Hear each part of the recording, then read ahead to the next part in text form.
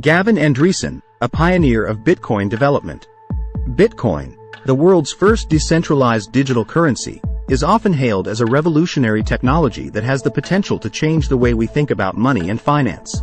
The man who played a crucial role in the early development of Bitcoin is Gavin Andresen, a computer scientist and software developer from Massachusetts. Andresen was born in Melbourne, Australia in 1966, and grew up in Amherst, Massachusetts. He attended Princeton University, where he earned a Bachelor of Science degree in computer science in 1988. After graduation, he worked as a software engineer for various companies, including Silicon Graphics and 3DFX Interactive.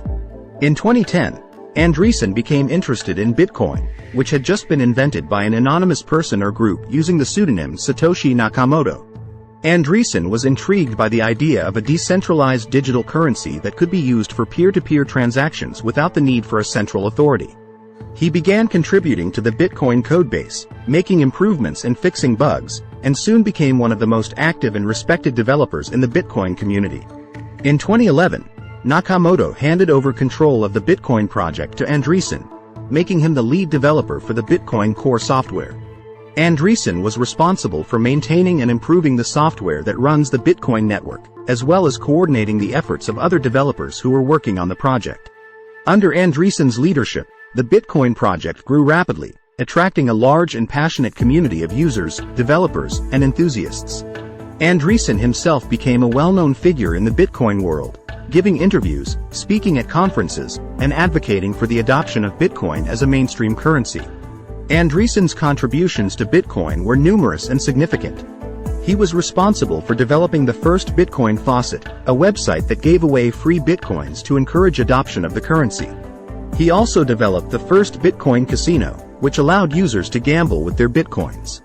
In addition, he worked on improving the security and scalability of the Bitcoin network, including the implementation of the first version of the Bitcoin payment protocol, which allows for more secure and efficient payments.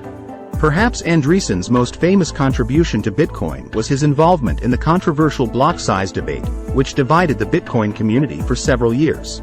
Andresen argued that the block size limit, which was set at 1 megabyte, needed to be increased in order to allow for more transactions to be processed on the network. This led to a heated debate within the Bitcoin community, with some arguing that increasing the block size limit would compromise the decentralization and security of the network.